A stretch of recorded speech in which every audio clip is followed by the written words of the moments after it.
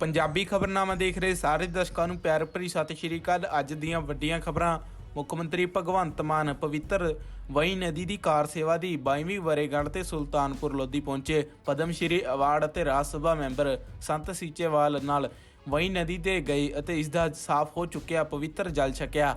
ਇਹ ਉਹੀ ਪਵਿੱਤਰ ਵਈ ਨਦੀ ਹੈ ਜਿੱਥੇ ਪਾਤਸ਼ਾਹ ਸ਼੍ਰੀ ਗੁਰੂ ਨਾਨਕ ਦੇਵ ਜੀ ਦੇ ਪਵਿੱਤਰ ਚਰਨ ਪਏ ਸਨ। ਸੰਤ ਸੀਚੇਵਾਲ ਨੇ ਪਾਣੀ ਦੀ ਸ਼ੁੱਧਤਾ ਵੀ ਚੈੱਕ ਕਰਕੇ ਦੱਸੀ, ਜੋ ਕਿ ਫਿਲਟਰ ਦੇ ਪਾਣੀ ਨੂੰ ਵੀ ਮਾਤ ਦਿੰਦੀ ਹੈ। ਦੱਸਣਯੋਗ ਹੈ ਕਿ ਸੰਤ ਬਲਵੀਰ ਸਿੰਘ ਸੀਚੇਵਾਲ ਨਦੀਆਂ ਵਿੱਚ ਵਧਦੇ ਪ੍ਰਦੂਸ਼ਣ ਨੂੰ ਰੋਕਣ ਲਈ ਜਾਣੇ ਜਾਂਦੇ ਹਨ। ਬਾਬਾ ਸੀਚੇਵਾਲ ਅਤੇ ਸੀਓ ਦੇ ਨਾਮ ਨਾਲ ਮਸ਼ਹੂਰ ਹਨ। ਸੁਲਤਾਨਪੁਰ ਲੋਧੀ ਵਿੱਚ 160 ਕਿਲੋਮੀਟਰ ਲੰਬੀ ਕਾਲੀ ਵਈ ਨਦੀ ਨੂੰ ਸਾਫ਼ ਕਰਨ ਦਾ ਸਿਹਰਾ ਉਹਨਾਂ ਨੂੰ ਹੀ ਦਿੱਤਾ ਗਿਆ। ਸੰਤ ਸੀਚੇਵਾਲ ਨੇ ਸਾਲ 2007 ਵਿੱਚ ਇਕੱਲੇ ਹੀ ਕਾਲੀ ਵਈ ਸਫਾਈ ਦਾ ਕੰਮ ਸ਼ੁਰੂ ਕਰ ਦਿੱਤਾ ਸੀ। ਹੁਣ ਇਸ ਦਾ ਜਲ ਇੰਨਾ ਕੁ ਸਾਫ਼ ਹੋ ਚੁੱਕਾ ਹੈ ਕਿ ਇਹ ਫਿਲਟਰ ਵਾਲੇ ਪਾਣੀ ਸਾਹਮਣੇ ਕੁਝ ਵੀ ਨਹੀਂ ਹੈ। ਜਲੰਧਰ ਦੇ ਕਿਸਾਨ ਪਰਿਵਾਰ ਵਿੱਚ ਪੈਦਾ ਹੋਏ ਬਾਬਾ ਸੀਚੇਵਾਲ ਕਈ ਸਾਲਾਂ ਤੋਂ ਨਦੀਆਂ ਵਿੱਚ ਵਧਦੇ ਪ੍ਰਦੂਸ਼ਣ ਨੂੰ ਰੋਕਣ ਲਈ ਮੁਹਿੰਮ ਚਲਾ ਰਹੇ ਹਨ। ਸਾਲ 2017 ਵਿੱਚ ਬਾਬਾ ਸੀਚੇਵਾਲ ਦੇ ਅਹਿਮ ਯੋਗਦਾਨ ਲਈ ਉਹਨਾਂ ਨੂੰ ਪਦਮ ਸ਼੍ਰੀ ਅਵਾਰਡ ਨਾਲ ਸਨਮਾਨਿਤ ਕੀਤਾ ਗਿਆ ਸੀ। ਪੰਜਾਬ 'ਚ ਆਮ ਆਦਮੀ ਪਾਰਟੀ ਦੀ ਸਰਕਾਰ ਨੇ ਟ੍ਰੈਫਿਕ ਨਿਯਮ ਤੋੜਨ ਤੇ ਜੁਰਮਾਨੇ ਦੁੱਗਣੇ ਕਰ ਦਿੱਤੇ ਹਨ। ਹੁਣ ਸਰਕਾਰ ਦੇ ਰੈਵਨਿਊ ਮੰਤਰੀ ਬ੍ਰਹਮ ਸ਼ੰਕਰ ਜਿੰਪਾ ਨੇ ਇਸ ਦਾ ਵਿਰੋਧ ਕੀਤਾ ਹੈ। ਜਿੰਪਾ ਨੇ ਕਿਹਾ ਕਿ ਮੈਂ ਚਲਾਨ ਮਹਿੰਗਾ ਕਰਨ ਦੇ ਹੱਕ ਵਿੱਚ ਨਹੀਂ ਹਾਂ। ਗਲਤੀ ਕਰਨ ਵਾਲੇ ਨੂੰ ਜੁਰਮਾਨੇ ਦੀ ਬਜਾਏ ਜਾਗਰੂਕ ਕਰਨਾ ਚਾਹੀਦਾ ਹੈ। ਉਹਨਾਂ ਕਿਹਾ ਕਿ ਸਰਕਾਰ ਨੂੰ ਇਸ ਵਿੱਚ ਬਦਲਾਅ ਕਰਨਾ ਚਾਹੀਦਾ ਹੈ। ਹਾਲਾਂਕਿ ਸਰਕਾਰ ਵੱਲੋਂ ਹਜੇ ਤੱਕ ਇਸ ਤੇ ਕੋਈ ਪ੍ਰਤੀਕਿਰਿਆ ਨਹੀਂ ਆਈ। ਜਿੰਨੇ ਦਾ ਜੁਰਮਾਨਾ ਹੈ ਉਹਨੇ 'ਚ ਤਾਂ ਵਾਹਨ ਵੀ ਆ ਸਕਦਾ ਹੈ, ਇਸ ਲਈ ਗਲਤੀ ਕਰਨ ਵਾਲੇ ਨੂੰ ਇੱਕ ਮੌਕਾ ਦੇਣਾ ਚਾਹੀਦਾ ਹੈ। ਮੋਟਰ ਵਾਹੀਕਲ ਐਕਟ ਅੱਜ ਤੋਂ ਲਾਗੂ ਹੋ ਗਿਆ। ਜਿਹੜੇ ਵੀ ਚਲਾਨ ਹੈ ਡਬਲ ਹੋਣਗੇ। ਅਗਰ ਕਿਸੇ ਦਾ 5000 ਚਲਾਨ ਹੁੰਦਾ, ਸਰਕਾਰ ਨੇ 10000 ਕਰਦਾ, ਤੁਹਾਨੂੰ ਲੱਗਦਾ ਵੀ ਸਫੀਸ਼ੀਐਂਟ ਹੈਗਾ ਆਮ ਜਨਤਾ ਦੇ ਲਈ ਭਰਨਾ? ਦੇਖੋ, ਮੈਂ ਚਲਾਨ ਬਹੁਤ ਜ਼ਿਆਦਾ ਮਹਿੰਗਾ ਕਰਨ ਦੇ ਹੱਕ 'ਚ ਕਦੀ ਵੀ ਨਹੀਂ ਰਿਹਾ। ਕਿਉਂ ਹੋ ਸਕਦਾ ਕਈ ਵਾਰੀ ਕੋਈ ਆਦਮੀ ਗਲਤੀ ਕਰਕੇ ਉਹਨੂੰ ਪਨਿਸ਼ ਕਰਨ ਦੇ ਬਜਾਏ ਉਹਨੂੰ ਟੀਚ ਕੀਤਾ ਜਾਵੇ। ਜਿਵੇਂ ਸਰਕਾਰ ਨੂੰ ਮੈਂ ਚਾਹਨਾ ਕਿ ਉਹਨੂੰ, ਕਿਉਂਕਿ ਫਰਜ਼ ਕਰ ਲਓ ਕਿਸੇ ਆਦਮੀ ਦਾ ਹੋ ਗਿਆ ਤਾਂ ਇੰਨੇ ਦਾ ਉਹਦਾ ਮੋਟਰਸਾਈਕਲ ਹੀ ਹੈ, ਸਕੂਟਰ ਹੀ ਹੈ, ਜਾਂ ਉਹਦਾ ਵਹੀਕਲ ਹੈ ਅੱਜਕੱਲ, ਤੇ ਉਹਨੂੰ ਪਨਿਸ਼ ਕਰਨ ਦੀ ਬਜਾਏ ਉਹਨੂੰ ਟੀਚ ਕੀਤਾ, ਉਹਨੂੰ ਇੱਕ ਮੌਕਾ ਦਿੱਤਾ ਜਾਵੇ। ਉਹਨੂੰ ਅਗਲੀ ਵਾਰ ਲਾਇਸੈਂਸ ਹੋਊਗਾ ਤੇਰਾ ਨਹੀਂ ਮਿਲੇਗਾ, ਤੂੰ ਗੱਡੀ ਡਰਾਈਵ ਨਹੀਂ ਕਰ ਸਕੇ, ਫਿਰ ਉਹ ਜ਼ਿਆਦਾ ਡਰੇਗਾ। ਜਦੋਂ ਕਿ 10,000 ਨਹੀਂ ਹੋਏਗਾ, ਕਲਪੇਗਾ, ਕਿਸੇ ਕੋਲ ਆਧਾਰਾ ਫੜੇਗਾ, ਕੁਝ ਕਰੇਗਾ। ਇਹ ਮੈਂ ਕਹਿੰਦਾ ਠੀਕ ਨਹੀਂ ਹੈਗਾ। ਇਹਨੂੰ ਥੋੜਾ ਚੇਂਜ ਕਰਨ ਦੀ ਲੋੜ ਹੈ, ਲੋਕਾਂ ਨੂੰ ਟੀਚਿੰਗ ਕਰਨ ਦੀ। ਸਰਕਾਰ ਆਪਣੀਆਂ ਕੀਤੀਆਂ ਗੱਲਾਂ ਜਿਹੜੀਆਂ ਲਾਗੂ ਨਹੀਂ ਕਰਦੀ, ਪਹਿਲਾਂ ਉਹਨਾਂ ਨੂੰ ਲਾਗੂ ਕਰੇ। ਟ੍ਰੈਫਿਕ ਨਿਯਮਸ ਨੂੰ ਪੰਜਾਬ ਸਰਕਾਰ ਜਿਹੜੀ ਹੈ ਬੜੀ ਹੁਣ ਲਾਗੂ ਕਰਨ ਦੀ ਕੋਸ਼ਿਸ਼ ਕਰੇਗੀ, ਤਾਂ ਕਿ ਇੱਥੇ ਮੈਂ ਮੁੱਖ ਮੰਤਰੀ ਜੀ ਨੂੰ ਵਧਾਈ ਦਿੰਦਾ। ਉਹਨਾਂ ਨੇ ਸਪੈਸ਼ਲ ਇੱਕ ਕੈਬਨਿਟ ਦੇ ਵਿੱਚ ਵੀ ਸਾਡਾ ਡਿਸਕਸ ਕੀਤਾ, ਔਰ ਬੈਠ ਕੇ ਜਦੋਂ ਵੀ ਬੈਠੇ ਆ ਮਾਨ ਸਾਹਿਬ, ਉਹਨਾਂ ਨੇ ਇਸ ਗੱਲ ਨੂੰ ਡਿਸਕਸ ਕੀਤਾ ਵੀ ਪੰਜਾਬ ਦੇ ਵਿੱਚ ਬਹੁਤ ਜ਼ਿਆਦਾ ਰੋਡ ਐਕਸੀਡੈਂਟ ਹੁੰਦੇ ਆ। ਇਹ ਹੁੰਦਾ ਨਾ, ਅਸੀਂ ਉਹਨਾਂ ਕੋਲ ਘਰ ਬੈਠੇ ਦੇ ਉੱਤੇ ਵੀ ਉਹਨਾਂ ਨੇ ਡਿਸਕਸ ਕੀਤਾ ਕਿ ਇਹਨਾਂ ਨੂੰ ਕਿੱਦਾਂ ਰੋਕਿਆ ਔਰ ਕਿੱਦਾਂ ਲੋਕਾਂ ਦੀ ਲਾਈਫ ਨੂੰ ਸੇਵ ਕੀਤਾ ਜਾ ਸਕਦਾ।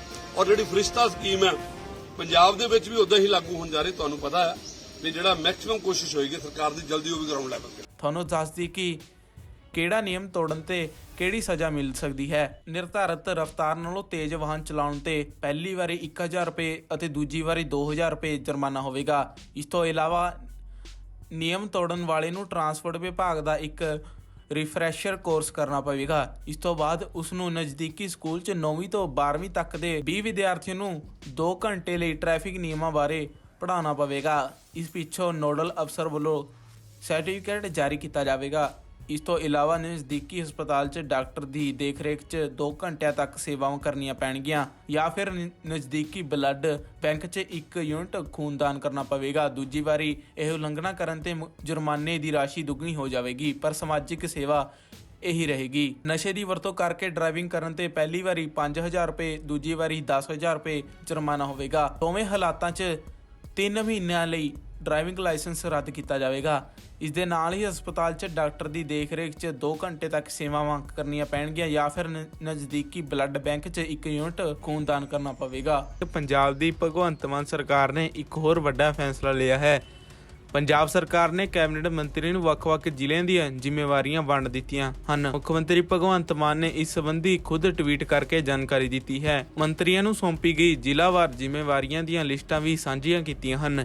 ਇਹ ਮੰਤਰੀ ਲੋਕਾਂ ਦੀਆਂ ਸਮੱਸਿਆ ਤੇ ਸਰਕਾਰੀ ਸਕੀਮਾਂ ਦਾ ਨਿਰੀਖਣ ਕਰਨਗੇ, ਜ਼ਿਲ੍ਹੇ ਵਿੱਚ ਕੀਤੇ ਜਾ ਰਹੇ ਵਿਕਾਸ ਕਾਰਜਾਂ ਦਾ ਜਾਇਜ਼ਾ ਲੈਣਗੇ। ਵਿਧਾਇਕ ਅਤੇ ਪ੍ਰਸ਼ਾਸਨ ਵਿੱਚ ਤਾਲਮੇਲ ਦੀ ਅਹਿਮ ਭੂਮਿਕਾ ਹੋਵੇਗੀ। ਮੰਤਰੀ ਜ਼ਿਲ੍ਹਿਆਂ ਵਿੱਚ ਲੋਕ ਮਿਲਣੀ ਪ੍ਰੋਗਰਾਮ ਕਰਨਗੇ। ਮੁੱਖ ਮੰਤਰੀ ਭਗਵੰਤ ਮਾਨ ਨੇ ਇਸ ਸੰਬੰਧੀ ਟਵੀਟ ਕਰਕੇ ਦੱਸਿਆ ਕਿ ਆਮ ਲੋਕਾਂ ਨੂੰ ਲੋਕ ਭਲਾਈ ਸਕੀਮਾਂ ਦਾ ਲਾਭ ਮਿਲੇ। ਹਰ ਛੋਟੀ ਵੱਡੀ ਸਮੱਸਿਆ ਦੇ ਨਿਪਟਾਰੇ ਲਈ ਅਤੇ ਨਾਲ ਹੀ ਹਲਕਿਆਂ 'ਚ ਚੱਲ ਰਹੇ ਵਿਕਾਸ ਕਾਰਜਾਂ 'ਚ ਤੇਜ਼ੀ ਲਿਆਉਣ ਲਈ ਨਵੇਂ ਪ੍ਰੋਜੈਕਟਾਂ ਦੀ ਸਮੀਖਿਆ ਕਰਨ ਲਈ ਸਾਰੇ ਕੈਬਨਿਟ ਦੇ ਸਾਥੀਆਂ ਨੂੰ ਵੱਖ-ਵੱਖ ਜ਼ਿਲ੍ਹਿਆਂ ਦੀ ਜ਼ਿੰਮੇਵਾਰੀ ਸੌਂਪੀ ਹੈ। ਪੰਜਾਬ ਅਤੇ ਪੰਜਾਬੀਅਤ ਦੀ ਬਿਹਤਰੀ ਲਈ ਅਸੀਂ ਪੂਰੇ ਵਚਨਬੱਧ ਹਾਂ। ਸਿੱਧੂ ਮੂਸੇਵਾਲਾ ਦੇ ਪਿਤਾ ਨੇ ਮੂਸੇਵਾਲਾ ਦਾ ਬੁੱਤ ਲਗਾਉਂਦੇ ਹੋਏ ਵੱਡੀਆਂ ਗੱਲਾਂ ਕਹੀਆਂ ਹਨ। ਉਹਨਾਂ ਕਿਹਾ ਕਿ ਆਰੋਪੀ ਟੀਵੀ ਚੈਨਲਾਂ ਤੇ ਸ਼ਰੇਆਮ ਕਹਿੰਦੇ ਹਨ ਕਿ ਸਿੱਧੂ ਨੂੰ ਤਾਂ ਮਾਰਨਾ ਹੀ ਸੀ, ਜਿਹੜਾ ਖੁਦ ਜ਼ਿੰਮੇਵਾਰੀ ਲੈ ਰਿਹਾ ਹੈ ਉਸ ਨੂੰ ਇੰਨੀ ਸੁਰੱਖਿਆ ਕਿਉਂ ਦਿੱਤੀ ਜਾ ਰਹੀ ਹੈ। ਜਿਵੇਂ ਮੇਰੇ ਪੁੱਤ ਨੂੰ ਗੋਲੀਆਂ ਨਾਲ ਭੁੰਨਿਆ ਗਿਆ, ਪਾਪੀਆਂ ਦਾ ਵੀ ਮਾੜਾ ਹਾਲ ਹੋਵੇ। ਅੱਜ ਕਾਤਲ ਹਿਊਮਨ ਰਾਈਟਸ ਦੀ ਮੰਗ ਕਰਦੇ ਹਨ। ਮੇਰੇ ਬੱਚੇ ਵਾਰੀ ਕਿੱਥੇ ਸੀ? ਮੇਰੇ ਪੁੱਤ ਦੇ ਕਾਤਲ ਪੇਸ਼ੀ ਤੇ ਜਾਂਦੇ ਹਨ ਤਾਂ 200 ਬੰਦਾ ਉਹਨਾਂ ਦੇ ਨਾਲ ਹੁੰਦਾ ਹੈ। ਜਿਹੜੇ ਪਾਪੀ ਹਨ ਉਹਨਾਂ ਨੂੰ ਸਿਕਿਉਰਿਟੀ ਨਾ ਦਿਓ, ਅਸੀਂ ਵੀ ਸਿੱਧੇ ਹੋ ਕੇ ਦੇਖ ਲਈਏ। ਮੇਰੇ ਪੁੱਤ ਨੇ ਕਦੇ ਵੀ ਕਿਸੇ ਦਾ ਮਾੜਾ ਨਹੀਂ ਕੀਤਾ। ਤੁਹਾਡੀ ਸਾਰਿਆਂ ਦੀ ਸ਼ਰਧਾ ਅੱਗੇ ਮੇਰਾ ਸਿਰ ਝੁਕਦਾ ਹੈ। ਕਿੰਨਾ ਤੁਸੀਂ ਪਿਆਰ ਦੇ ਰਹੇ ਹੋ। ਅੱਜ ਕੋਈ 2 ਮਹੀਨਿਆਂ ਤੋਂ ਉੱਪਰ ਦਾ ਸਮਾਂ ਹੋ ਚੱਲਿਆ, ਪਰ ਤੁਹਾਡੀ ਖਿੱਚ ਹੈ ਜਿਹੜੀ ਉਹ ਘਟਣ ਦੀ ਜਗ੍ਹਾ ਵੱਧਦੀ ਜਾ ਰਹੀ ਹੈ। ਅਨੇਕਾਂ ਰੁਝੇਵੇਂ ਹੋਣ ਦੇ ਬਾਵਜੂਦ ਮੇਰੀ ਪੂਰੀ ਕੋਸ਼ਿਸ਼ ਹੁੰਦੀ ਹੈ ਵੀ ਮੈਂ ਸੰਡੇ ਨੂੰ ਤਾਂ ਘੱਟੋ ਘੱਟ ਤੁਹਾਨੂੰ ਟਾਈਮ ਦੇਵਾਂ, ਕਿਉਂਕਿ ਇਨਵੈਸਟੀਗੇਸ਼ਨ ਵੀ ਸਾਰੀ ਚੱਲੀ ਜਾਂਦੀ ਹੈ। ਮਗਰ ਆਪਾਂ ਨੂੰ ਜਾਣਾ ਪੈਂਦਾ ਜਿੱਥੇ ਕਿਤੇ ਕੋਈ ਅਫਸਰ ਬੁਲਾਉਂਦੇ ਆ, ਤੇ ਆਪਾਂ ਪਰਮਾਤਮਾ ਅੱਗੇ ਹੀ ਅਰਦਾਸ ਕਰਦੇ ਹਾਂ ਵੀ ਜਲਦੀ ਤੋਂ ਜਲਦੀ ਬੱਚੇ ਦਾ ਆਪਾਂ ਨੂੰ ਇਨਸਾਫ ਮਿਲੇ। ਪਰ ਪੁਲਿਸ ਪ੍ਰਸ਼ਾਸਨ ਲੱਗਿਆ ਵੀ ਹੋਇਆ ਤਨਦੇਹੀ ਨਾਲ। ਉਮੀਦ ਵੀ ਆਪਾਂ ਕਰ ਸਕਦੇ ਹਾਂ ਵੀ ਕੁਝ ਚੰਗਾ ਸੁਣਨ ਨੂੰ ਮਿਲੂਗਾ ਆਪਾਂ ਨੂੰ, ਕਿਉਂਕਿ ਬੇਦੋਸ਼ਾ ਬਿਲਕੁਲ ਹੀ ਕੋਰਾ ਕਾਗਜ਼ ਜਿਹਨੂੰ ਆਪਾਂ ਕਹਿੰਦੇ ਆ, ਪਾਪੀਆਂ ਨੇ ਉਹਨੂੰ ਗੋਲੀਆਂ ਚਲਾਈਆਂ ਨੇ। ਪਰ ਗੋਲੀਆਂ ਚਲਾਉਣ ਵਾਲਿਆਂ ਨੂੰ ਇਹ ਵੀ ਨਹੀਂ ਪਤਾ ਅਸੀਂ ਮਾਰ ਕਿਹਨੂੰ ਰਹੇ ਹਾਂ, ਉਹਨਾਂ ਨੂੰ ਕੁਝ ਨਹੀਂ ਪਤਾ। ਭਾਵੇਂ ਜਿਹੜਾ ਆਪਣਾ ਇਨਸਾਫ ਹੈ ਉਹ ਸ਼ੂਟਰਾਂ ਨੂੰ ਮਾਰਨ ਤੱਕ ਜਾਂ ਫੜਨ ਤੱਕ ਸੀਮਤ ਨਹੀਂ ਹੈ। ਜਦ ਤੱਕ ਇਹਨਾਂ ਦੇ ਆਕਿਆ ਜਿਹੜੇ ਵੱਡੇ ਦੇਸ਼ਾਂ ਵਿਦੇਸ਼ਾਂ 'ਚ ਬੈਠੇ ਨੇ ਉਹਨਾਂ ਦਾ ਕੋਈ ਹੱਲ ਨਹੀਂ ਕਰਦੀਆਂ ਸਰਕਾਰਾਂ, ਤਦ ਤੱਕ ਆਪਾਂ ਇਨਸਾਫ ਨੂੰ ਅਧੂਰਾ ਹੀ ਮੰਨਾਂਗੇ। ਕਿਉਂਕਿ ਇੰਨੀ ਕੁ ਆਜ਼ਾਦੀ ਤਾਂ ਹਰ ਇੱਕ ਨੂੰ ਚਾਹੀਦੀ ਹੈ। ਕੋਈ ਬੇਖੌਫ ਹੋ ਕੇ ਆਪਣੇ ਘਰ ਤੋਂ ਬਾਹਰ ਖੇਤ ਬੰਨੇ ਆਪਣੇ ਕੰਮ ਧੰਦੇ ਜਾ ਸਕਦਾ ਹੋਵੇ। ਔਰ ਸਰਕਾਰ ਦੀ ਡਿਊਟੀ ਵੀ ਬਣਦੀ ਹੈ ਵੀ ਇੰਨੀ ਕੁ ਤਾਂ ਹਰ ਇੱਕ ਨਾਗਰਿਕ ਨੂੰ ਸੁਰੱਖਿਆ ਦੇਣੀ ਉਹਦੀ ਬਣਦੀ ਹੈ। ਇਹੋ ਜਿਹਾ ਮਾਹੌਲ ਦੇਣਾ ਤਾਂ ਬਣਦਾ ਹੀ ਹੈ ਵੀ ਸਵੇਰੇ ਕੰਮ ਤੇ ਗਿਆ ਬੱਚਾ ਸ਼ਾਮ ਨੂੰ ਘਰੇ ਵਾਪਸ ਪਰਤਣ ਦੀ ਹਿੰਮਤ ਤਾਂ ਰੱਖੇ। ਮੌਜੂਦਾ ਹਾਲਾਤ ਹੈ ਜਿਹੜੇ ਬਹੁਤ ਮਾੜੇ ਨੇ। ਪਰਮਾਤਮਾ ਅੱਗੇ ਦੁਆ ਕਰ ਸਕਦਾ ਵੀ ਮੇਰੇ ਵਾਂਗੂ ਕਿਸੇ ਹੋਰ ਪਰਿਵਾਰ ਦਾ ਹਾਲ ਨਾ ਹੋਵੇ।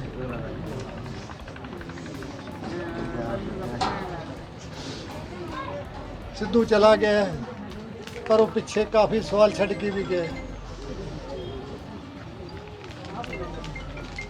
ਇਸ ਮੇਰੇ ਦੇਸ਼ ਦੇ ਹਕੂਮਤਾਂ ਦੇ ਹਾਕਮਾਂ ਨੂੰ ਗੱਲਾਂ ਧਿਆਨ 'ਚ ਰੱਖਣੀਆਂ ਪੈਣਗੀਆਂ ਕਿ ਤਰੱਕੀ ਕਰਨ ਦੇ ਹਸ਼ਰ ਇਸ ਤਰ੍ਹਾਂ ਹੀ ਹੋਣਗੇ।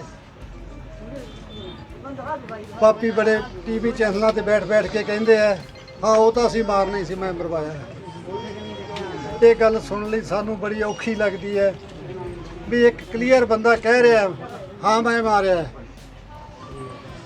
ਫਿਰ ਉਹਨੂੰ ਸੁਰੱਖਿਆ ਕਿਉਂ ਦਿੱਤੀ ਜਾਂਦੀ ਹੈ।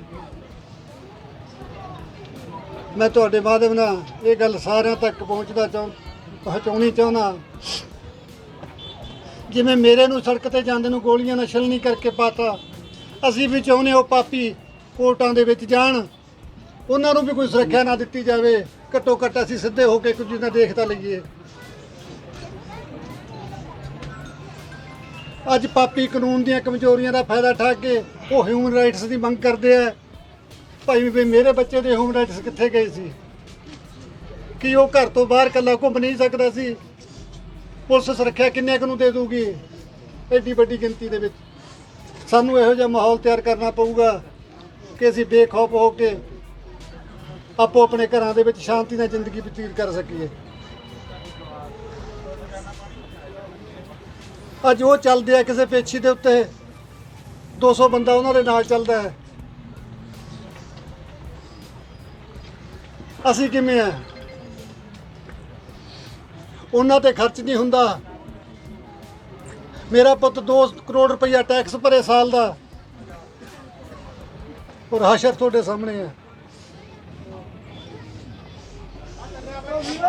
ਇਹ ਕਮੀਆਂ ਨੇ ਭਰਾਵੋ, ਇਹ ਆਪਾਂ ਨੂੰ ਧਿਆਨ 'ਚ ਰੱਖਣੀਆਂ ਪੈਣਗੀਆਂ। ਔਰ ਮੇਰੀ ਤਾਂ ਇਨਸਾਫ ਦੀ ਗੁਹਾਰ ਉਹ ਸੱਚੇ ਮਾਲਕ ਤੇ ਹੈ ਵੀ ਮੇਰੇ ਨੇ ਕਿਤੇ ਕਿਸੇ ਦਾ ਮਾੜਾ ਨਹੀਂ ਕੀਤਾ, ਮੇਰੇ ਪਰਿਵਾਰ ਨੇ ਕਦੇ ਕਿਸੇ ਦਾ ਮਾੜਾ ਨਹੀਂ ਕੀਤਾ। ਇਹ ਜਿਹੜੇ ਦੋਸ਼ ਲਾਉਂਦੇ ਆ ਬੇਬੁਨਿਆਦ ਨੇ, ਝੂਠੇ ਨੇ, ਆਪਣੇ ਆਪ ਨੂੰ ਸਾਬਤ ਕਰਨ ਲਈ ਟੀਵੀ ਚੈਨਲਾਂ ਤੇ ਬਹਿ ਕੇ ਇੰਟਰਵਿਊਆਂ ਦਿੰਦੇ ਨੇ। ਸਾਡੇ ਕਿਰਦਾਰ ਇਹਨਾਂ ਵਰਗੇ ਨਹੀਂ। ਜੇ ਅਸੀਂ ਝੂਠੇ ਹੁੰਦੇ, ਜੇ ਅਸੀਂ ਮਾੜੇ ਹੁੰਦੇ ਤਾਂ ਇੰਨਾ ਇਕੱਠ ਅੱਜ ਵੇਖਣ ਨੂੰ ਨਹੀਂ ਮਿਲਦਾ ਸੀ। ਅੱਜ 50 ਦਿਨ ਤੋਂ ਉੱਤੇ ਹੋਣ ਵਾਲੇ ਹੋ ਗਏ।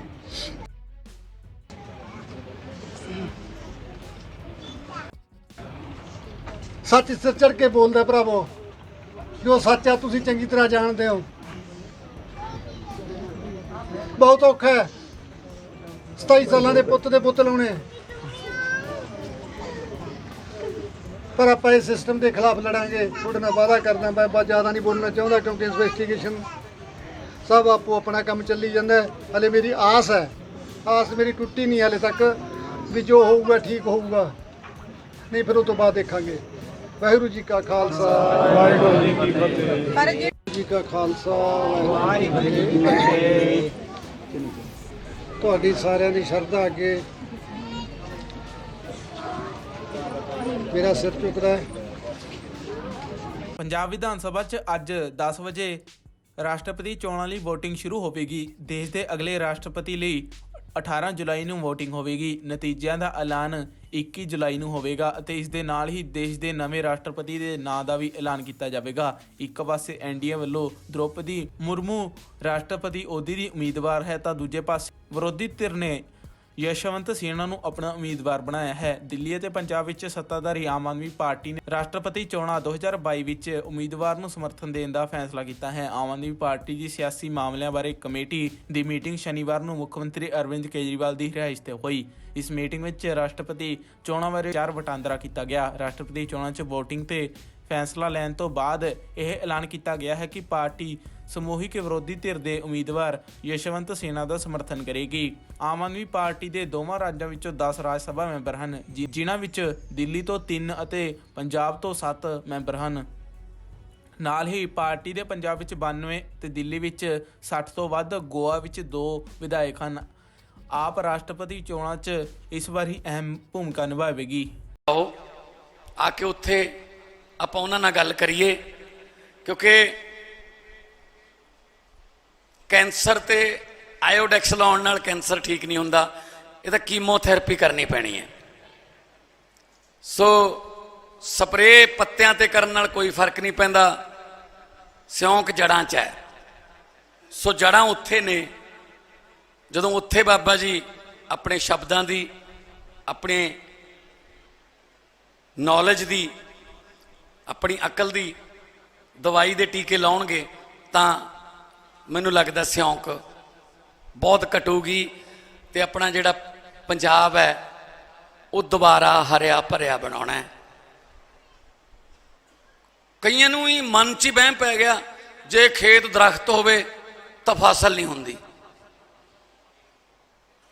ਮਤਲਬ ਇਸ ਤਰ੍ਹਾਂ ਦੇ ਰਿਊਮਰ ਫੈਲ ਗਏ ਕਿ ਇਹਦੇ ਨਾਲ ਵੱਟਾਂ ਤੇ ਵੀ ਨਹੀਂ ਛੱਡਿਆ ਜੀ ਕੋਈ ਬੂਟਾ।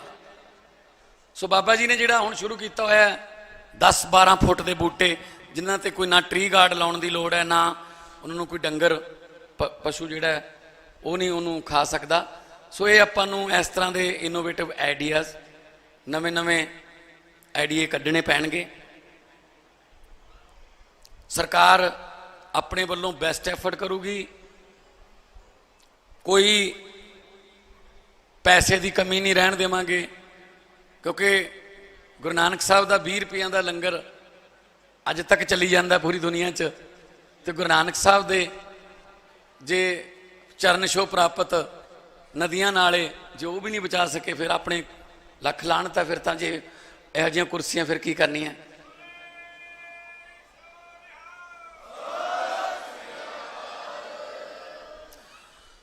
ਸੋ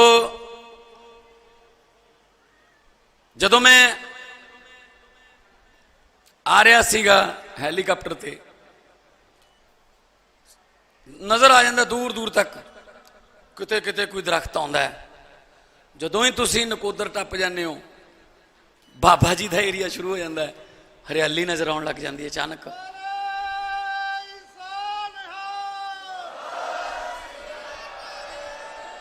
ਧਰਤੀ ਵੀ ਉਹੀ ਹੈ, ਪਾਣੀ ਵੀ ਉਹੀ ਹੈ, ਕੋਈ ਇਹ ਨਹੀਂ ਹੈਗਾ ਕਿ ਇੱਥੇ ਕੋਈ ਮਿੱਟੀ ਬਦਲ ਗਈ,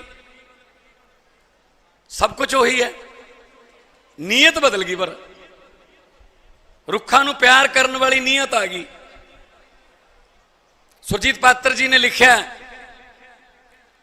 ਇੱਥੋਂ ਮੇਘ ਆਉਂਦੇ ਵੀ ਮੁੜ ਗਏ, ਇੱਥੋਂ ਮੇਘ ਆਉਂਦੇ ਵੀ ਮੁੜ ਗਏ, ਇੱਥੋਂ ਪੰਛੀ ਸਾਰੇ ਉੱਡ ਗਏ, ਇੱਥੇ ਕਰਨ ਅੱਜ ਕੱਲ ਦਰਖਤ ਵੀ, ਇੱਥੇ ਕਰਨ ਅੱਜ ਕੱਲ ਬਿਰਖ ਵੀ, ਕਿਤੇ ਹੋਰ ਜਾਣ ਦੇ ਮਸ਼ਵਰੇ।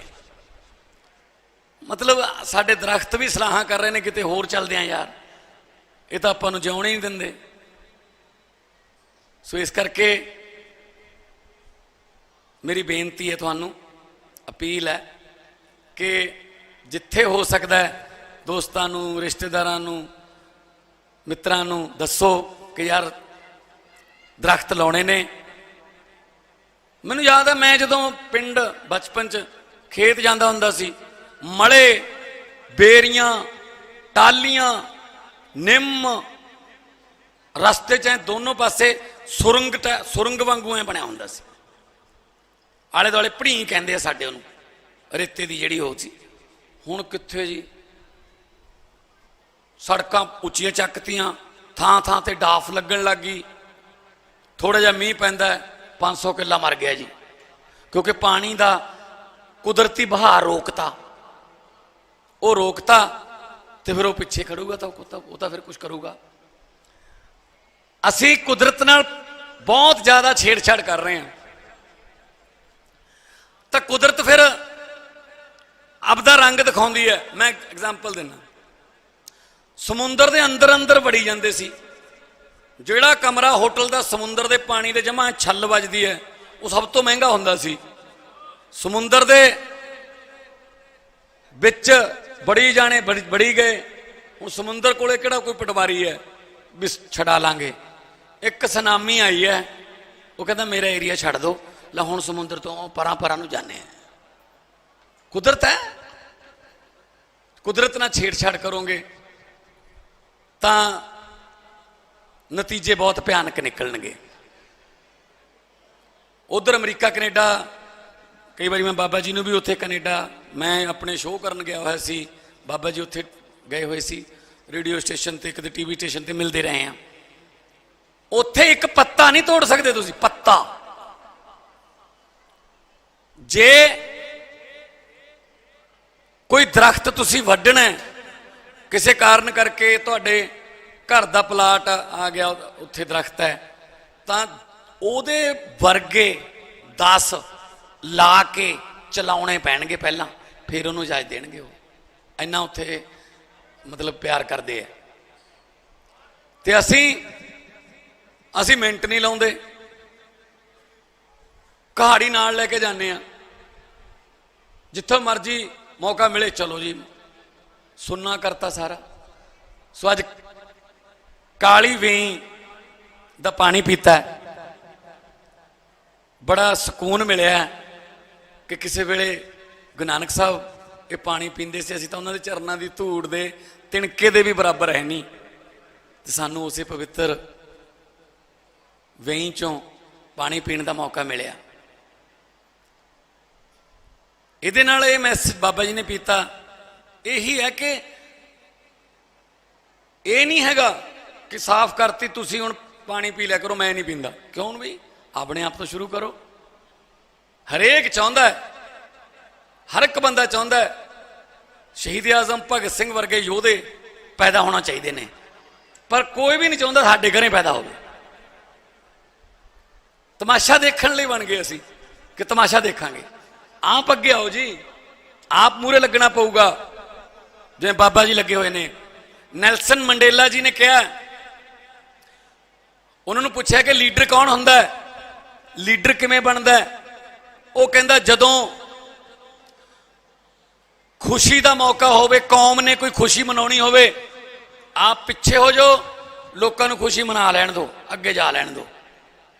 ਤੇ ਜਦੋਂ ਕੌਮ ਤੇ ਕੋਈ ਭੀੜ ਪੈ ਜੇ, ਕੌਮ ਕਿਸੇ ਸੰਕਟ 'ਚ ਆ ਜੇ, ਤਾਂ ਕੌਮ ਨੂੰ ਕਹੋ ਆ ਜਾਓ, ਮੈਂ ਅੱਗੇ ਲੱਗਦਾ, ਤੁਸੀਂ ਮੇਰੇ ਨਾਲ ਲੱਗੋ, ਲੋਕ ਤੁਹਾਨੂੰ ਲੀਡਰ ਮੰਨ ਲੈਣਗੇ। ਇੱਥੇ ਉਲਟਾ ਹੁੰਦਾ ਹੈ, ਖੁਸ਼ੀ ਆਪ ਮਨਾ ਜਾਂਦੇ ਨੇ, ਸੰਕਟ ਵੇਲੇ ਸਾਨੂੰ ਕਹਿਣ ਲੱਗ ਜਾਂਦੇ ਨੇ ਕੁਰਬਾਨੀਆਂ ਲਈ ਤਿਆਰ ਰਹੋ। ਇੱਥੇ ਉਲਟਾ ਹੈ। ਸੋ ਇਸ ਕਰਕੇ ਮੈਂ ਪੰਜਾਬ ਦੇ ਹਰ ਇਲਾਕੇ 'ਚ ਜਾਊਂਗਾ। ਮੈਂ ਉਹਨਾਂ ਵਾਂਗੂ ਮਹਿਲਾਂ 'ਚ ਬਹਿ ਕੇ 5 ਸਾਲ ਨਹੀਂ ਕੱਟੂੰਗਾ। ਮੈਂ ਤਾਂ ਸੱਚੀ ਪੁੱਛੋਂ ਗੁਰੂ ਮਹਾਰਾਜ ਦੀ ਹਜ਼ੂਰ 'ਚ ਦੱਸਣ ਲੱਗਿਆ, ਜੇ ਦੁਪਹਿਰੇ ਜੇ 12-1 ਵਜੇ ਕਦੇ ਵਿਹਲੇ ਹੋ ਜਾਈਏ, ਮੈਨੂੰ ਤਾਂ ਐਂ ਲੱਗਣ ਲੱਗ ਜਾਂਦਾ ਮੈਂ ਧਰਤੀ ਤੇ ਬੋਝ ਹਾਂ ਯਾਰ, ਚਲੋ ਕਿਤੇ ਨਾ ਕਿਤੇ ਚੱਲੀਏ, ਲੋਕਾਂ ਨੂੰ ਮਿਲੀਏ, ਦੁੱਖ ਸੁਣੀਏ। ਜੇ ਦੂਰ ਕਰ ਸਕਦੇ ਹਾਂ, ਰੱਬ ਨੇ ਕਲਮ ਦਿੱਤੀ ਹੈ, ਇਹ ਤੋਂ ਵੱਡਾ ਪੁੰਨ ਹੋਰ ਕੀ ਹੋ ਸਕਦਾ ਜੀ। ਜੇ ਮੇਰੇ ਸਾਈਨ ਕਰਨ ਨਾਲ ਕਿਸੇ ਘਰ ਦਾ ਚੁੱਲ੍ਹਾ ਬਲਦਾ ਹੈ, ਮੇਰੇ ਸਾਈਨ ਕਰਨ ਨਾਲ ਕਿਸੇ ਭੈਣ ਦਾ ਵੀਰ ਬਾਹਰਲੇ ਮੁਲਕ 'ਚ ਫਸਿਆ ਹੋਇਆ ਇੱਥੇ ਆਉਂਦਾ ਹੈ, ਉਹ ਰੱਖੜੀ ਬੰਨਣ ਜੋਗੀ ਹੋ ਜਾਂਦੀ ਹੈ, ਇਹ ਤੋਂ ਵੱਡਾ ਪੁੰਨ ਕੀ ਹੈ ਜੀ? ਫਿਰ ਇਹ ਤੋਂ ਵੱਡਾ ਕੀ ਪੁੰਨ ਹੈ?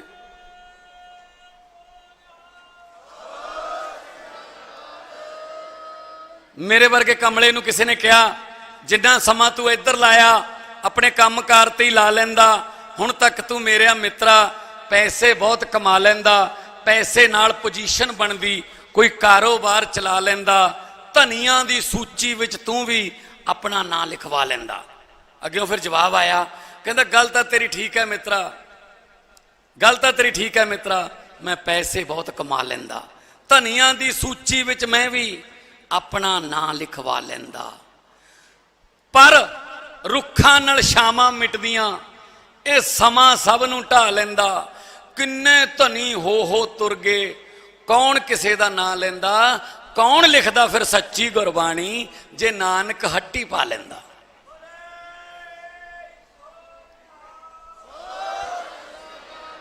ਜੇ ਗੁਰੂ ਨਾਨਕ ਸਾਹਿਬ ਦੁਕਾਨ ਖੋਲ ਕੇ ਬਹਿ ਜਾਂਦੇ, ਫਿਰ ਸੱਚ ਦਾ ਹੋਕਾ ਕੌਣ ਦਿੰਦਾ? ਫਿਰ ਬਾਬਰ ਵਰਗਿਆਂ ਦਾ ਹੰਕਾਰ ਕੌਣ ਤੋੜਦਾ? ਫਿਰ ਮਲਕ ਭਾਗੋ ਤੇ ਭਾਈ ਲਾਲੋ ਦੀਆਂ ਰੋਟੀਆਂ 'ਚੋਂ ਫਰਕ ਕੌਣ ਦੱਸਦਾ? ਸੋ ਸਾਡੇ ਕੋਲ ਤਾਂ ਇੱਕ ਖਜ਼ਾਨਾ ਐਡਾ ਵੱਡਾ ਪਿਆ ਗੁਰੂ ਗ੍ਰੰਥ ਸਾਹਿਬ ਜੀ ਦੇ ਰੂਪ 'ਚ, ਇੱਕ ਪੰਕਤੀ ਦੀ ਵੀ ਕਿਤੇ ਵਿਸਤਾਰ ਸਹਿਤ ਵਿਆਖਿਆ ਕਰਨੀ ਹੋਵੇ, ਕਈ ਮਹੀਨੇ ਲੱਗ ਜਾਣਗੇ ਵਿਦਵਾਨਾਂ ਨੂੰ ਵੀ, ਇੱਕ ਪੰਕਤੀ। ਸੋ ਮੈਂ ਇਹੀ ਕਹਿਣਾ, ਇਸ ਖਜ਼ਾਨੇ 'ਚੋਂ ਹੀ ਥੋੜਾ ਥੋੜਾ ਜਿਹਾ ਆਪਾਂ ਸਿੱਖ ਲਈਏ। ਬਾਕੀ ਸਾਡੇ ਗੁਰੂ ਸਾਹਿਬ ਨੇ ਤਾਂ, ਜਿੰਨੇ ਵੀ ਗੁਰੂ ਸਾਹਿਬ, ਉਹਨਾਂ ਲੜਾਈਆਂ ਹੀ ਜ਼ੁਲਮ ਦੇ ਖਿਲਾਫ ਲੜੀਆਂ ਨੇ। ਅਸੀਂ ਤਾਂ, ਸਾਡੇ ਪੁਰਖਿਆਂ ਨੇ ਲੜਾਈਆਂ ਜ਼ੁਲਮ ਦੇ ਖਿਲਾਫ ਲੜੀਆਂ ਨੇ। ਅਸੀਂ ਤਾਂ ਇਹੀ ਦੁਆ ਮੰਗਦੇ ਹਾਂ ਕਿ ਸਾਨੂੰ ਸਮੱਤ ਬਖਸ਼ੀ, ਸਾਨੂੰ ਬਲ ਬਖਸ਼ੀ, ਅਸੀਂ ਕਿਤੇ ਤੁਹਾਡੇ ਰਸਤੇ ਤੇ 0.01% ਵੀ ਕਿਤੇ ਚੱਲ ਜਾਈਏ, ਸੁਧਾਰ ਹੋ ਜਾਊਗਾ। ਗੁਰੂ ਨਾਨਕ ਸਾਹਿਬ ਪੈਦਲ ਤੁਰ ਕੇ ਸ਼੍ਰੀਲੰਕਾ, ਭੂਟਾਨ, ਇਰਾਕ, ਕਿੱਥੇ ਕਿੱਥੇ ਨਹੀਂ ਗਏ। ਔਰ ਉਦੋਂ ਕਿਹੜਾ ਕੋਈ GPS ਸਿਸਟਮ ਸੀ ਵੀ ਲੋਕੇਸ਼ਨ ਲਾ ਲਈ ਕਿੱਥੇ ਪਹੁੰਚਾਂਗੇ, ਤੁਰੇ ਗਏ। ਕੁਛ ਨਾ ਕੁਛ ਤਾਂ ਹੋਊਗਾ। ਜਿੱਥੇ ਲੋਕ ਆਏ ਉਹਨਾਂ ਨੂੰ ਸੁਨੇਹਾ ਦਿੱਤਾ, ਭਾਈ ਹੱਕ ਦੀ ਕਮਾਈ ਖਾਓ, ਸੱਚ ਦੀ। ਸੋ ਐਡਾ ਵੱਡਾ ਹੱਕ ਸੱਚ ਦਾ ਹੋਕਾ ਤੁਰ ਤੁਰ ਕੇ, ਮੇਰੇ ਖਿਆਲ 'ਚ ਨਹੀਂ ਕਿਸੇ ਹੋਰ ਧਰਮ ਦੇ ਵਿੱਚ ਇਸ ਤਰ੍ਹਾਂ ਦਾ ਕੋਈ ਤੁਰ ਫਿਰ ਕੇ ਸੱਚ ਦਾ ਹੋਕਾ ਦੇਣ ਵਾਲਾ ਕੋਈ ਗੁਰੂ ਹੋਊਗਾ, ਜਾਂ ਕੋਈ ਉਹਨਾਂ ਦਾ ਜਿਹੜਾ ਮਹਾਤਮਾ ਹੋਊਗਾ। ਸੋ ਉਹਨਾਂ ਦੀ ਓਟ ਆਸਰਾ ਲੈ ਕੇ ਚੱਲੇ ਹੋਏ ਆ। ਜਿਵੇਂ ਆਪਾਂ ਸਵੇਰੇ ਸ਼ਾਮ ਰੋਟੀ ਖਾਣ ਤੋਂ ਪਹਿਲਾਂ, ਰੋਟੀ ਖਾਣ ਵੇਲੇ ਪਹਿਲੀ ਬੁਰਕੀ ਤੋੜ ਕੇ ਮੱਥੇ ਨੂੰ ਲਾਉਂਦੇ ਹਾਂ, ਹੇ ਪ੍ਰਮਾਤਮਾ ਰਿਜ਼ਕ ਬਖਸ਼ਦਾ ਰਹੀਂ, ਇਹ ਤੇਰੇ ਹੀ ਦਿੱਤਾ ਹੈ, ਤੇਰਾ ਦਿੱਤਾ ਖਾਵਣਾ। ਬਿਲਕੁਲ ਉਸੇ ਤਰ੍ਹਾਂ ਜਦੋਂ ਮੇਰੇ ਕੋਲੇ ਕੋਈ ਫਾਈਲਾਂ ਆਉਂਦੀਆਂ ਨੇ ਕਿ ਇਹਦੇ ਨਾਲ ਪੰਜਾਬ ਦਾ ਆਹ ਕਾਨੂੰਨ ਬਦਲ ਜਾਊਗਾ ਜੀ, ਇਹਦੇ ਨਾਲ ਲੋਕਾਂ ਦਾ ਆਹ ਫਾਇਦਾ ਹੋ ਜਾਊਗਾ, ਤਾਂ ਮੈਂ ਵੀ ਉਹ ਪੈਨ ਨੂੰ ਮੱਥੇ ਨਾਲ ਲਾਉਣਾ, ਹੇ ਪ੍ਰਮਾਤਮਾ ਪੈਨ ਤੇਰਾ, ਇਹ ਸੱਚ ਦੀ ਸਿਆਹੀ ਪਾਈ ਇਹ 'ਚ, ਮੇਰੇ ਤੋਂ ਕੋਈ ਐਸਾ ਫੈਸਲਾ ਨਾ ਕਰਾ ਲਈ ਜਿਹੜਾ ਲੋਕਾਂ ਦੇ ਵਿਰੁੱਧ ਹੋਵੇ। ਸੋ ਅਣਜਾਣੇ ਆ ਮਨੁੱਖਾਂ, ਕਿਤੇ ਕੋਈ ਗਲਤੀ ਹੋਵੇ ਰੋਕ ਲਿਓ, ਮੋਢਾ ਫੜ ਕੇ ਰੋਕ ਲਿਓ, ਬਾਂਹ ਫੜ ਕੇ ਰੋਕ ਲਿਓ। ਆਪਾਂ ਹੁਣ ਪੰਜਾਬ ਨੂੰ ਪਹਿਲਾਂ ਆਪਾਂ ਕੀ ਕਰਦੇ ਸੀ, ਹਾਂ ਯਾਰ ਫਲਾਨਾ ਲੁੱਟੀ ਤਾਂ ਜਾਂਦਾ ਹੈ, ਫਲਾਨਾ ਵੀ ਲੁੱਟੀ ਜਾਂਦਾ ਹੈ, ਚਲ ਆਪਾਂ ਕੀ ਲੈਣਾ ਹੈ? ਆਪਾਂ ਕਿਉਂ ਨਹੀਂ ਲੈਣਾ ਜੀ, ਆਪਣੀ ਧਰਤੀ ਹੈ, ਆਪਾਂ ਹੀ ਤਾਂ ਹਿਸਾਬ ਲੈਣਾ ਉਹਨਾਂ ਤੋਂ। ਉਹ ਆਪਾਂ ਕੀ ਲੈਣਾ ਦੇ ਚੱਕਰਾਂ 'ਚ ਲੁੱਟੀ ਗਏ, ਆਪਾਂ ਕੀ ਲੈਣਾ, ਚਲੋ ਆਪਾਂ ਛੱਡ ਦਿੰਦੇ ਸੀ। ਮੇਰੀ ਇੱਕ ਛੋਟੀ ਜੀ ਕਵਿਤਾ ਦੀਆਂ 2 ਲਾਈਨਾਂ ਨੇ ਬਸ, ਮੈਂ ਇੱਕ ਕਾਫੀ ਦੇਰ ਪਹਿਲਾਂ ਦੀ ਗੱਲ ਹੈ, ਮੈਂ ਰਾਤ ਨੂੰ ਉੱਠਿਆ ਕੁਝ ਲਿਖਣਾ ਸੀ, ਮੈਥੋਂ ਇੱਕ ਪਤਾ ਨਹੀਂ ਤਾਂ ਪ੍ਰਮਾਤਮਾ ਨੇ ਕਿਵੇਂ ਕਰਾਤਾ, ਇੱਕ ਮੈਂ 4 ਲਾਈਨਾਂ ਲਿਖਤੀਆਂ, ਮੈਥੋਂ ਸਮਝ ਲਓ ਕਵਿਤਾ ਦਾ ਅਖੀਰ ਪਹਿਲਾਂ ਲਿਖਿਆ ਗਿਆ। ਹੁਣ ਮੈਂ ਉਸ ਤੋਂ ਬਾਅਦ ਕੀ ਲਿਖਾਂ ਫਿਰ, ਮੈਂ ਚਲੋ ਫਿਰ 4 ਲਾਈਨਾਂ ਦੀ ਚੱਲਣ ਦਿਓ। ਅੱਜ ਕੱਲ ਅਸੀਂ ਬਹੁਤ ਰਵਾਇਤੀ ਹੋ ਗਏ, ਫਾਰਮਲ, ਅੱਜ ਕੱਲ ਅਸੀਂ ਬਹੁਤ ਰਵਾਇਤੀ ਹੋ ਗਏ, ਵਿਰੋਧ ਕਰਨਾ ਭੁੱਲ ਗਏ, ਜਾਂ ਚੁੱਪ ਹੋ ਗਏ ਜਾਂ ਹਮਾਇਤੀ ਹੋ ਗਏ।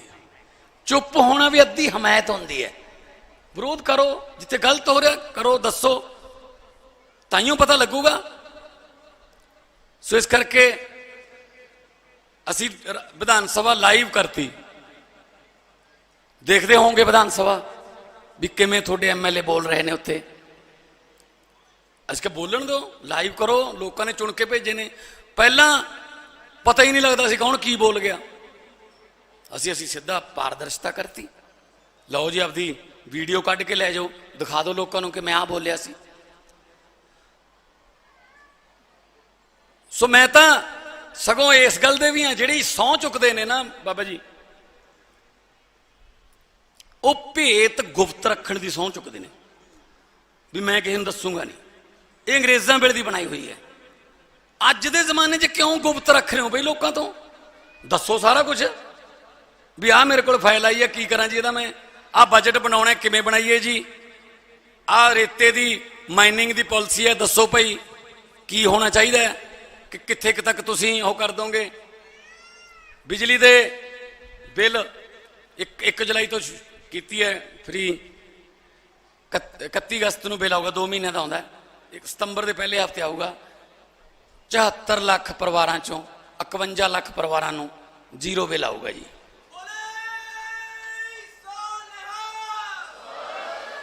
ਮੈਂ ਕੋਈ ਨੋਟਾਂ ਵਾਲੀ ਮਸ਼ੀਨ ਨਹੀਂ ਛਪਾਈ, ਪੈਸੇ ਇੱਥੋਂ ਹੀ ਆਉਣਗੇ। ਲੀਕੇਜ ਬੰਦ ਕਰ ਦੋ, ਭ੍ਰਿਸ਼ਟਾਚਾਰ ਬੰਦ ਕਰ ਦੋ, ਜਿਹੜੇ ਬੜੇ ਬੜੇ ਮਾਫੀਏ ਸੀ ਉਹਨਾਂ ਨੂੰ ਬੰਦ ਕਰ ਦਿਓ, ਪੈਸੇ ਆ ਜਾਣਗੇ ਖਜ਼ਾਨੇ 'ਚ। ਖਜ਼ਾਨੇ 'ਚ ਪੈਸੇ ਆ ਗਏ ਤਾਂ ਲੋਕਾਂ ਤੇ ਲਾ ਦਿਓ, ਲੋਕਾਂ ਦਾ ਪੈਸਾ ਲੋਕਾਂ ਤੇ ਲਾਉਣਾ ਹੈ, ਸਹੂਲਤ ਹੈ, ਪੂਰੀ ਦੁਨੀਆ 'ਚ ਦਿੰਦੇ ਨੇ। ਉਧਰ ਸੋਸ਼ਲ ਸਿਕਿਉਰਿਟੀ ਕਹਿ ਦਿੰਦੇ ਨੇ, ਕੈਨੇਡਾ ਅਮਰੀਕਾ ਕਨੀ ਨੂੰ ਇਹ ਸੋਸ਼ਲ ਸਿਕਿਉਰਿਟੀ ਹੈ, ਸਾਡੇ ਸਹੂਲਤਾਂ ਕਹਿ ਲਓ, ਐਂ ਮਿਲਣਗੀਆਂ। ਸੋ ਤੁਹਾਡੇ ਵਰਗੇ ਆ, ਤੁਹਾਡੇ ਨਾਲ ਆ, ਐਂ ਰਹਾਂਗੇ।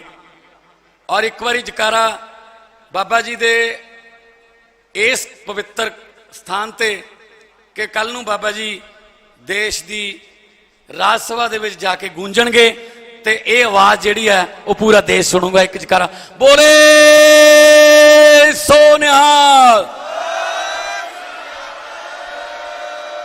ਬਹੁਤ ਬਹੁਤ ਧੰਨਵਾਦ ਤੁਹਾਡਾ ਬਾਬਾ ਜੀ ਇਸ ਪਵਿੱਤਰ ਕੰਮ ਲਈ। ਚਾਹੇ ਉਹ ਬੁੱਢਾ ਨਾਲ ਹੈ, ਵੈਸੇ ਤਾਂ ਹੁਣ ਗੰਦਾ ਨਾਲਾ ਬਣ ਗਿਆ, ਇਸ ਪਵਿੱਤਰ ਕੰਮ ਲਈ, ਕਿਸੇ ਵੀ ਪਵਿੱਤਰ ਕੰਮ ਲਈ, ਵਾਤਾਵਰਨ ਨਾਲ ਜੁੜੇ ਪਵਿੱਤਰ ਕੰਮ ਲਈ ਤੁਸੀਂ ਮੇਰੇ ਕੋਲੇ ਆਉਣਾ ਹੈ ਤੇ ਬਸ ਇਹ ਕਹਿਣਾ ਹੈ ਕਿ ਭਾਈ ਇੱਥੇ ਥੱਲੇ ਸਾਈਨ ਕਰ ਦੇ।